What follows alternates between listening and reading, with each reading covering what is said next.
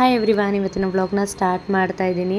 ಏನು ಟ್ರಿಪ್ಪಿಂದ ಬಂದಿದ್ದಾದಮೇಲೆ ಚೆನ್ನಾಗಿ ನಿದ್ರೆ ಮಾಡಬೇಕಾಗಿತ್ತು ನನಗೆ. ಅದಕ್ಕೋಸ್ಕರ ವ್ಲಾಗ್ಸ್ ಏನೂ ಮಾಡಲಿಲ್ಲ. ಏನಂದರೆ ಅಲ್ಲೂ ತುಂಬ ಚೆನ್ನಾಗಿ ನಿದ್ರೆ ಮಾಡಿದೆ, ಬಟ್ ಆದ್ರೂ ನಮ್ಮ ಮನೆಯಲ್ಲಿ ಮಲ್ಕೊಂಡು ನಿದ್ರೆ ಮಾಡ್ತೀವಲ್ಲ, ಅದ್ರ ಸಮಾಧಾನವೇ ಬೇರೆ ಅಲ್ವಾ. ಸೊ ಹಾಗಾಗಿ ವ್ಲಾಗ್ ಏನು ಮಾಡಲಿಲ್ಲ, ಬಟ್ ಕೆಲಸಗಳು ಮಾಡ್ತಾನೆ ಬರ್ತಿದ್ದೆ. ಅಂದರೆ ಗುರುವಾರ ಎಲ್ಲ ದೇವ್ರ ಮನೆ ಎಲ್ಲ ಕ್ಲೀನ್ ಮಾಡಿ, ಪೂಜೆ ಮಾಡಿ, ರಾಯರ ಮಠಕ್ಕೆ ಹೋಗಿ ಹೆಜ್ಜೆ ನಮಸ್ಕಾರನೂ ಹಾಕೊಂಡು ಬಂದೆ.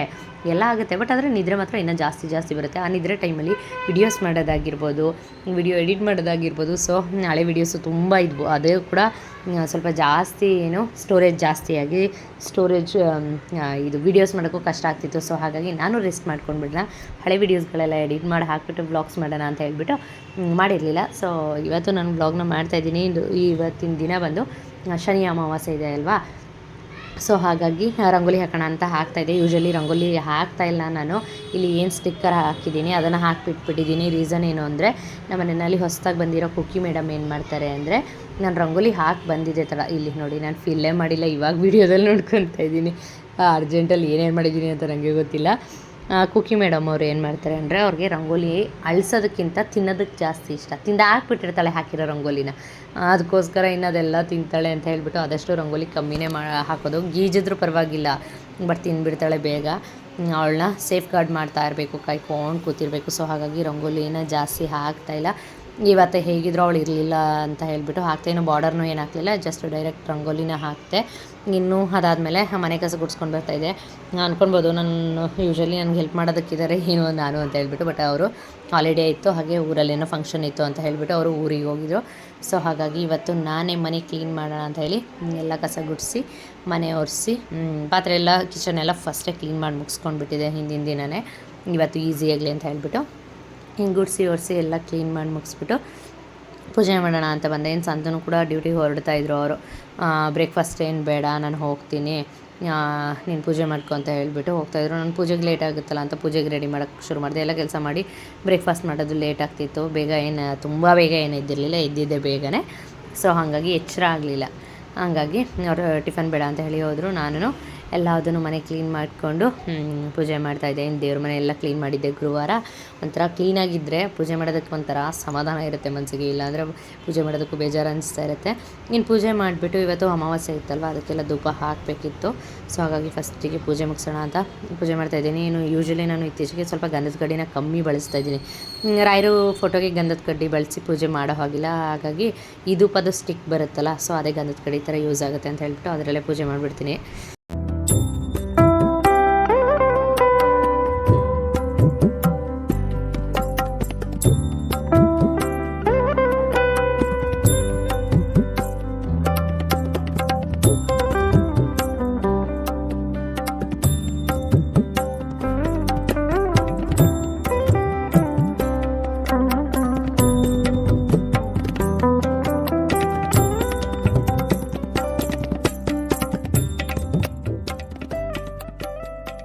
ಪೂಜೆ ಎಲ್ಲ ಮುಗಿಸಿದ್ದಾದಮೇಲೆ ಲಾಸ್ಟಿಗೆ ಮನೆಗೆ ಸಾಂಬ್ರಾಣಿ ಹೋಗಿ ಹಾಕುವಂಥದ್ದು. ಬಾಗಿಲಿನಲ್ಲಿ ನಿಂಬೆಹಣ್ಣು ಕುಯ್ದು ಅರಿಶಿನ ಕುಂಕುಮ ಹಚ್ಚಿಟ್ಟಿರ್ತೀನಿ.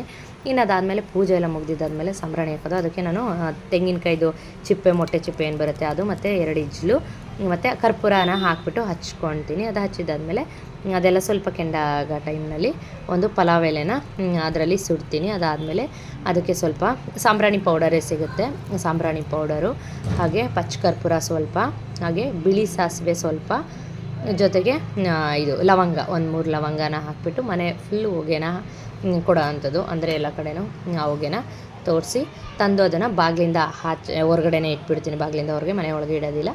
ಮನೆ ಪೂರ್ತಿ ತೋರಿಸಿದಾದ್ಮೇಲೆ ಹೊರಗಡೆ ಇಟ್ಬಿಟ್ಟು ಇನ್ನು ದೇವಸ್ಥಾನಕ್ಕೆ ಹೋಗೋಣ ಅಂತ ಹೊರಟೆ. ಸಂತು ಡ್ಯೂಟಿಗೆ ಲೇಟ್ ಆಗುತ್ತೆ ಅಂತ ಹೇಳಿ ಹೋಗಿದ್ರು. ಇನ್ನು ಫೋನ್ ಮಾಡಿ ಬರ್ತೀನಿ ದೇವಸ್ಥಾನಕ್ಕೆ ಅಂತ ಹೇಳಿದರು. ಸೊ ಹಾಗಾಗಿ ಅವ್ರಿಗೆ ಫೋನ್ ಮಾಡಿದ್ದೆ, ಅವರು ಬಂದಿದ್ದರು. ಫಸ್ಟಿಗೆ ಆಂಜನೇಯ ಸ್ವಾಮಿ ದೇವಸ್ಥಾನ, 2 ಪಕ್ಕನೇ ಇದೆ, ಶನೇಶ್ವರ ದೇವಸ್ಥಾನ ಹಾಗೆ ಆಂಜನೇಯ ಸ್ವಾಮಿ ದೇವಸ್ಥಾನ. ಸೊ ಹೋಗಿ ದರ್ಶನ ಮಾಡ್ಕೊಂಡು ಬಂದ್ವಿ. ಇನ್ನು ಇವತ್ತು ಎಲ್ಲ ಸ್ಪೆಷಲ್ ಅಂದರೆ ಕಪ್ಪು ಬಟ್ಟೆ, ಎಳ್ಳೆಣ್ಣೆ, ಎಳ್ಳು ಇದೆಲ್ಲ ಕೊಡೋದಲ್ವ. ಸೊ ಅದನ್ನು ಕೂಡ ತೊಗೊಂಡೋಗಿ ಕೊಟ್ಟು ಬಂದ್ವಿ. ಇನ್ನು ಹೋಮ ಎಲ್ಲ ಮಾಡ್ತಾಯಿದ್ರು. ಸಂತೂ ಏನು ಟಿಫನ್ ಮಾಡಿರಲಿಲ್ಲ. ಸೊ ಹಾಗಾಗಿ ಅಲ್ಲಿ ಏನು ಕೊಟ್ಟಿದ್ರು ಪ್ರಸಾದ, ಪುಳಿಯೋಗರೆ, ಕೇಸರಿಬಾತ್, ಅದನ್ನೇ ತಿನ್ನೋಣ ಅಂತ ಹೇಳ್ಬಿಟ್ಟು ತಿಂದು ಇನ್ನು ನಾನು ಸ್ಟಾರ್ ಬಜಾರ್ ಕಡೆ ಬಂದೆ. ಇನ್ನು ಸಂತೂ ತಿಂದಿಲ್ಲ, ಬೆಳಗ್ಗೆ ಟಿಫನು ನಾನು ತಿನ್ನಬೇಕಿತ್ತು. ಸೊ ಹಾಗಾಗಿ ಪ್ರಸಾದ ತಿಂದಿದ್ದು ಲೈಟಾಗಿ ಹೊಟ್ಟೆ ತುಂಬಿತ್ತು, ಅಡುಗೆ ಮಾಡ್ಕೊಂಡು ಬಿಡೋಣ ಅಂತ ಹೇಳ್ಬಿಟ್ಟು ಸ್ವಲ್ಪ ದಿನಸಿ ಬೇಕಾಗಿತ್ತು. ಜೊತೆಗೆ ಕನುಷಿ ಒಂದಷ್ಟು ಸ್ನ್ಯಾಕ್ಸ್ ಹೇಳಿದ್ದು, ಮಮ್ಮಿ ನಂಗೆ ಅದು ತೊಗೊಂಡು ಬಾ, ಇದು ತೊಗೊಂಡು ಬಾ ಅಂತ ಹೇಳಿ. ನಿನ್ನೆ ಊರಿಗೆ ಹೋಗೋದಿತ್ತು, ಹಾಗಾಗಿ ಅವಳು ಒಂದಷ್ಟು ತಿಂಡಿ ತರೋದಕ್ಕೆ ಹೇಳಿದ್ಲು, ಅದನ್ನೆಲ್ಲ ಶಾಪ್ ಮಾಡಿಕೊಂಡು ಬಿಲ್ ಹಾಕ್ಸ್ಕೊಂಡು ಮನೆ ಕಡೆ ಹೊರಟೆ ಅಡುಗೆ ಮಾಡೋಣ ಅಂತ ಹೇಳ್ಬಿಟ್ಟು. ಜೊತೆಗೆ ಬೀನ್ಸು ಮತ್ತು ಚಪ್ರದ ಅವರೆಕಾಯಿ ತೊಗೊಂಡಿದ್ದೆ, ಬಟ್ ಅದನ್ನು ಬಿಲ್ಲು ಹಾಕ್ಸಿಲ್ಲ, ನಾನು ತೊಗೊಂಡು ಬಂದಿಲ್ಲ, ಮರ್ತೇ ಬಿಟ್ಟಿದ್ದೀನಿ, ನೋಡ್ಕೊಂಡೆ ಇಲ್ಲ. ಮನೆಗೆ ಬಂದಮೇಲೆ ನೋಡಿಕೊಂಡೆ, ಅದು ಇರಲಿಲ್ಲ, ಪರವಾಗಿಲ್ಲ ಇರೋದ್ರಲ್ಲಿ ಮಾಡೋಣ ಅಂತ ಹೇಳ್ಬಿಟ್ಟು ಮಾಡ್ತಾಯಿದ್ದೆ. ಇನ್ನು ಅಲಸಂದೆ ಕಾಳು ಒಂದು ಹಿಡಿಯಷ್ಟು, ತೊಗರಿಬೇಳೆ ಒಂದು ಹಿಡಿಯಷ್ಟು ಹಾಕ್ಕೊಂಡಿದ್ದೀನಿ. ಅದೆರಡನ್ನೂ ಹಾಕ್ಕೊಂಡು ತೊಳೆದು ಒಂದು ಟೈಮು ಅದಕ್ಕೆ ನೀರು ಹಾಕಿ ಅರ್ಧ ಈರುಳ್ಳಿ 3 ಟೊಮೆಟೊನ ಕಟ್ ಮಾಡಿ ಹಾಕಿದ್ದೀನಿ. ಇದನ್ನು ನಾನು 2 ವಿಷಲು 3 ವಿಷಲ್ ಅವಶ್ಯಕತೆ ಇಲ್ಲ, ಜಸ್ಟ್ 2 ವಿಷಲ್ ಹಾಕ್ಸ್ಕೊತೀನಿ. 3 ವಿಷಲ್ ಆದರೆ ತುಂಬ ಮೆತ್ತೆ ಆಗಿಬಿಡುತ್ತೆ. ತುಂಬ ಮೆತ್ತೆ ಆದರೂ ಮತ್ತು ತರಕಾರಿ ಎಲ್ಲ ಹಾಕಿ ಕುಕ್ ಮಾಡೋ ಟೈಮಲ್ಲಿ ಜಾಸ್ತಿ ಬೆಂದೋದ್ರೂ ಕಾಳು ಚೆನ್ನಾಗಿರೋದಿಲ್ಲ ಸಾಂಬಾರು. ಸೊ ಹಾಗಾಗಿ 2 ವಿಷಲ್ ಹಾಕ್ಸ್ಕೊಂಡೆ. ಅದಾದಮೇಲೆ ಚೆನ್ನಾಗಿ ಬೆಂದಿತ್ತು.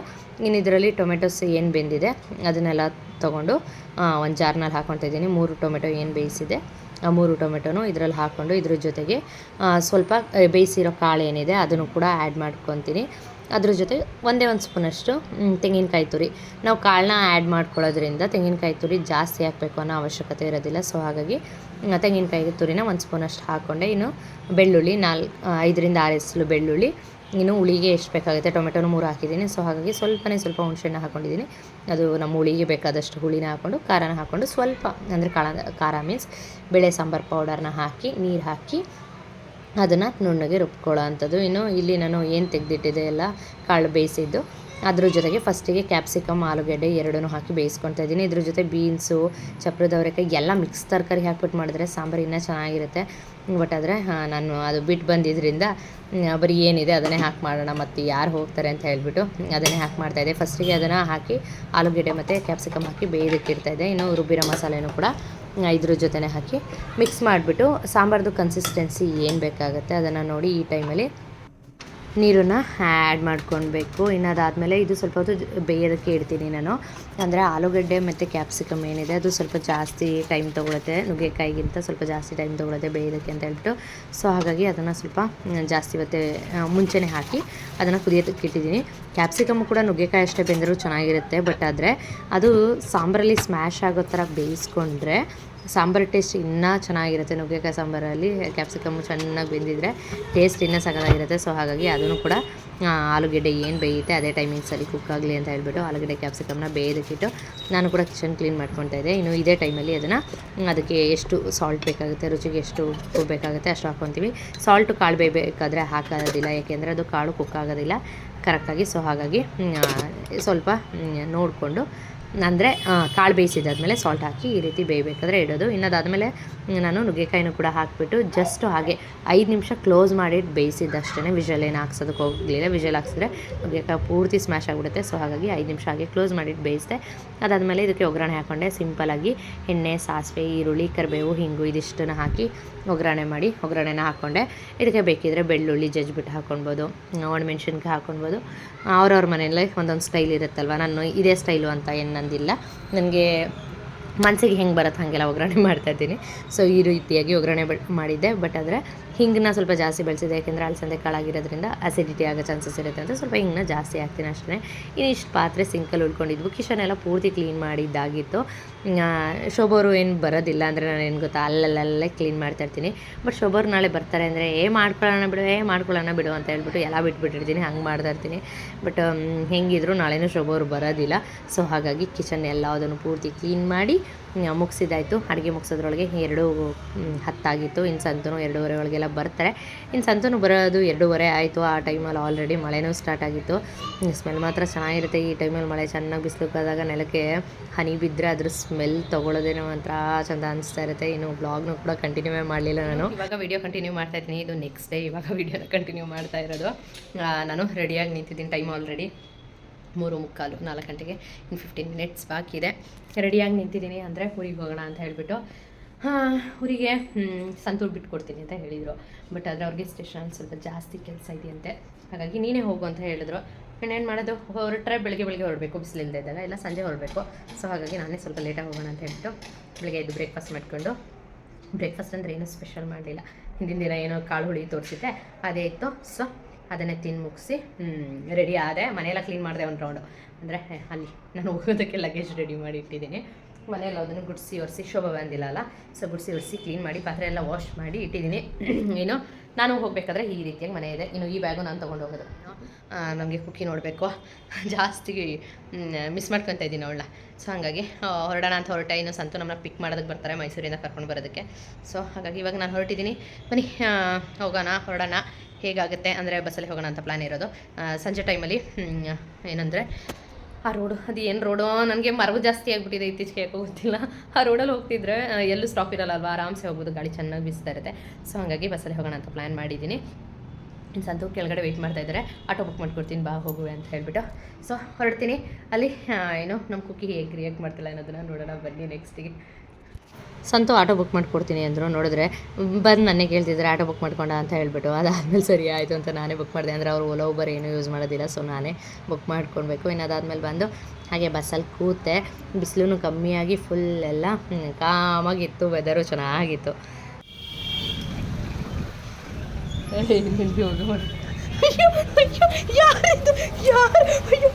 ಎಲ್ಲಿಂದ ಹೊತ್ತು ಬಂಗಾರಾಯ ಯಾರು ಹೇಳು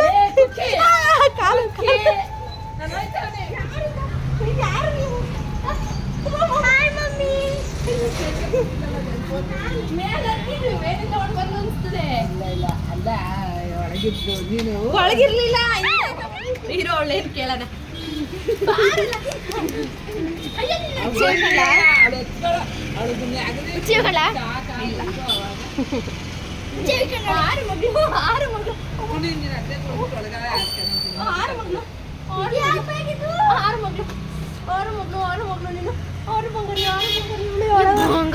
ಬಂಗಾರಿ ಅಲ್ಲಾಗಿತ್ತು ಮಗ ನೀನು ಬೇಕು. ಆದ್ರೆ ಇದು ಫಸ್ಟ್ ಬಂಗಾರಿ, ಇದು ಪುಟಾಣಿ ಬಂಗಾರಿ ಅಲ್ಲ. ನಾನು ಫಸ್ಟ್ ಹುಟ್ಟಿದ್ದು ಮುಚ್ಕೊಂಡು ಜಗಳ ಆಡ್ತಾವ್ರೆ ಮಗಳು ನಿನ್ಗೋಸ್ಕರ. ಅಲ್ಲಿಂದ ಬಂದು ಎಲ್ಲಿದ್ಲು ನಿನ್ನ ಹತ್ರ ಇಷ್ಟ ಕಾವಾಗಿರೋದು. ನಾವು ಎತ್ಕೊಂಡ್ರೆ ಹಿಂಗೆ ಆಡ್ಬಿಡ್ತಾರೆ.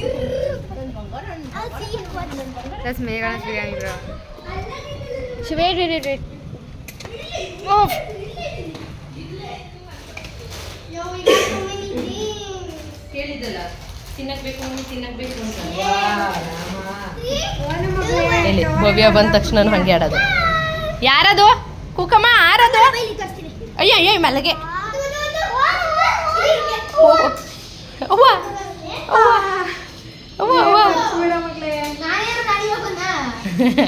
ಎಲ್ರು ಹೇಳ್ತಾ ಇರೋದು ಬಂದವ್ರು ನೋಡು ಅಂತ. ಏನು ಹಾಗೆ ಭವ್ಯನೂ ಬಂದ್ಲು. ಅದಾದಮೇಲೆ ಊಟಕ್ಕೆ ಏನು ಮಾಡೋದು ಅಂತ ಮಮ್ಮಿ ಕೇಳ್ತಾಯಿತ್ತು. ನಮಗೆಲ್ಲ ಎಲ್ಲರ ಜೊತೆ ಕೂತ್ಕೊಂಡು ಬಿರಿಯಾನಿ ತಿನ್ನಬೇಕು ಅನಿಸ್ತು. ಸೊ ಹಾಗಾಗಿ ಬಿರಿಯಾನಿ ತರಿಸ್ಕೊಂಡು ಬಿರಿಯಾನಿ ತಿಂದು ಜೊತೆಗೆ ನಾನು ಮೊಸರನ್ನ ತಿಂತಾಯಿದ್ದೆ. ಮೊಸರನ್ನ ತಿನ್ನಬೇಕು ಅನ್ಸ್ಬಿಟ್ಟಿತ್ತು. ಸೊ ಹಾಗಾಗಿ ಮೊಸರನ್ನ ತಿಂತಾಯಿದ್ದೆ. ಏನು ಕಂಪ್ಲೇಂಟ್ ಕೊಡ್ತೀನಿ ನಿಮ್ಮ ದೊಡ್ಡಪ್ಪನಿಗೆ. ವೀಲಿಂಗ್ ಮಾಡ್ತಾವನೆ, ವೀಲಿಂಗ್ ಕಂಪ್ಲೇಂಟ್ ಹಾಕ್ಬೇಕು, ಕೇಸ್ ಹಾಕ್ಬೇಕು. ವೀಲಿಂಗ್ ಮಾಡೋದು ಕಲಿತಾವ್ನಿ. ವೀಲಿಂಗ ಈ ವಯಸ್ಸು ಚಿಕ್ತು. ಈ ಹೆಂಗವ ಒಂದೇ ಚಕ್ರದಲ್ಲಿ ಓಡಿಸೋದು. ಅಯ್ಯೋ ಗನು ಅದು ಯಾರು ಮಾಡ್ಬೇಕು ಅವ್ರು ಮಾಡಿದ್ರೇನೆ ಚಂದ. ಅದು ನಿನ್ನಂಗೆ ಅದು ಕೋತಿ ಥರ ಆಡ್ಕೊಂಡು ಹೋಯ್ತದೆ. ಅವನು ನೋಡು ನೀಟಾಗಿ ಮಾತು ಕೇಳ್ಕೊಂಡು ಹೋಯ್ತದೆ. ಸುಮ್ಮನೆ ಇರೋ. ನೋಡು ಅರ್ಜೆಂಟ್ ಇವಳದ ಆತ್ರ ಬಿಡ್ತಾವಳು ಇವಳು. 8 ತಿಂಗಳಿಗೆ ಉಟ್ಬಿಟ್ಟು ಹೊಟ್ಟೆ ಉರಿಸ್ತಾ ಕೂತದ ಅದೊಂದು. ನನ್ನ ಮಗ ಖುಷಿ, ನನ್ನ ಮಗ ರೌಡಿ ಬೇಬಿ. ಇದು ನಮ್ಮನೆ ರೌಡಿ ಬೇಬಿ. ಇದು ರೌಡಿ ಬೇಬಿ ಧೂಳತ್ಸ್ಕೊಂಡು ಕೂತವನ ಬಿಡಕನ ಬಿಡ್ರೆ. ಇದು ನಮ್ಮ ಸಾನ ಫೇವ್ರೇಟ್. ಇವನು ಅವಳಗಂತೂ ಅವನ್ನ ಕಚ್ಚೋದು ಅಂದ್ರೆ ಅದು ಏನು ಬೈಕೇನು. ಅವ್ನು ಕಾಣಂಗಿಲ್ಲ, ಜಂಪ್ ಹೊಡ್ಕೊಂಡು ಹೋಯ್ತಾಳೆ ಅವನಿಗೆ ಕಚ್ಚಕ್ಕೆ. ಕನುಷಿ ನಮ್ಮನೆಯಲ್ಲಿ ಎಲ್ರಿಗೂ ಪುಸಿ ಕಂಡ್ರೆ ಇಷ್ಟ. ಬಟ್ ಆದರೆ ಪುಸಿಗೆ ಸಾನು ಕಂಡ್ರೆ ಜಾಸ್ತಿ ಇಷ್ಟ. ಸಾನುಗೆ ಪುಸಿ ಕಂಡ್ರೆ ಅಷ್ಟೇ ಜಾಸ್ತಿ ಇಷ್ಟ. ಸೊ ಹಾಗಾಗಿ ಅವಳು ಟೈಮ್ ಸಿಕ್ತಾಗೆಲ್ಲ ಅವ್ನು ಆಟ ಆಡ್ತಾನೆ. ಬಟ್ ಅಂದರೆ ಅವ್ನು ಟೈಮ್ಗೆ ಸಿಗೋದೇ ಕಮ್ಮಿ. ಅವ್ನು ಯಾವಾಗಲೂ ಔಟ್ಸೈಡ್ ಆಟ ಆಡಬೇಕು ಅಂತಾನೆ. ಮನೆಯಲ್ಲಿ ಜಾಸ್ತಿ ಇರೋದಿಲ್ಲ. ಸಿಕ್ತಾಗೆಲ್ಲ ಬಿಡ್ದಂಗೆ ಆಟ ಆಡಿಸ್ತಾ ಇರ್ತಾಳೆ ಅವನನ್ನು. ಅವ್ನ ಕಂಡ್ರೆ ಅಷ್ಟು ಪ್ರೀತಿ ಅವಳಿಗೆ. ಇನ್ನು ನಾನು ಕೂಡ ಈ ವಿಡಿಯೋನ ಇಲ್ಲಿಗೆ ಏನು ಮಾಡ್ತೀನಿ, ಇಷ್ಟ ಆಗಿದ್ರೆ ಲೈಕ್, ಶೇರ್, ಕಮೆಂಟ್ ಮಾಡೋದನ್ನು ಮರಿಬೇಡಿ.